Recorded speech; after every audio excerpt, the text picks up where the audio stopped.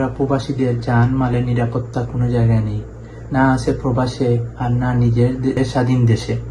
রাতের অন্ধকারে কে বা কারা এই গাড়িটির আগুন ধরিয়ে দেয় এবং সম্পূর্ণ গাড়িটি আসলে পুরো ছাই হয়ে গেছে। আপনারা দেখতে পাচ্ছেন জৈন্তাপুর উপজেলার সিকনাগুল ইউনিয়নের পানিছড়া গ্রামের আবু বক্কর মিয়ার ছেলে আক্তার হোসেন ভাইয়ের এই গাড়িটি হয়তো বা পূর্ব শত্রুতার কোনো জেরে কে বা কারা আগুন ধরিয়ে গাড়িটি একদম বিনষ্ট করে দিয়েছে। আপনারা দেখতে পাচ্ছেন।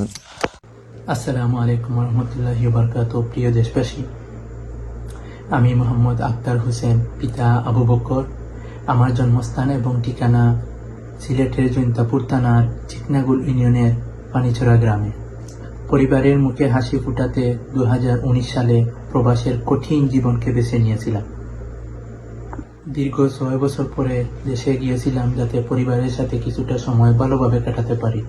প্রবাসের অসহায় এবং বন্দি জীবন থেকে কিছুটা স্বাধীনভাবে সময় কাটাতে পারি, এজন্য একটা প্রাইভেট কার কিনেছিলাম, যাতে করে বাবা মা পরিবারকে নিয়ে নিজের দেশে একটু ঘোরাফেরা করতে পারি।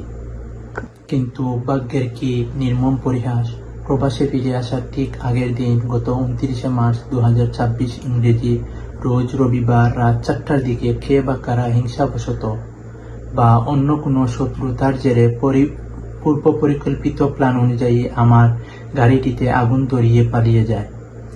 আমরা যতক্ষণে আগুন নিয়ন্ত্রণ করি ততক্ষণ শখের গাড়িটি পুড়ে ছাই হয়ে যায়। আসলে আমরা প্রবাসীদের জান মালের নিরাপত্তা কোনো জায়গায় নেই, না আছে প্রবাসে আর না নিজের স্বাধীন দেশে। আমি আমার এলাকার মানুষ, দেশের মানুষ এবং প্রশাসনের কাছে বিচার দিলাম, আপনারা আমার বিচারটা করবেন। একদিকে প্রবাসে ফিরে আসার কষ্ট, অপরদিকে শখের গাড়িটি জ্বলে যাওয়া, আমি বাকরুদ্ধ ছিলাম। এজন্য সবার সাথে যোগাযোগ করার সুযোগ হয়নি। আপনারা আমার জন্য দোয়া করবেন আর আমার বিচারটা করবেন, যাতে করে আমার মতো অন্য কোনো প্রবাসী ভাই এরকম ক্ষতিগ্রস্ত না হয়। আর অনেকেই আমার এই বিপদের সময় আমার পাশে ছিলেন এবং অনেক সহযোগিতা করেছেন, তাদেরকে আমার অন্তর থেকে অসংখ্য ধন্যবাদ জানাই। আর সবাই ভালো থাকুন, নিরাপদে থাকুন।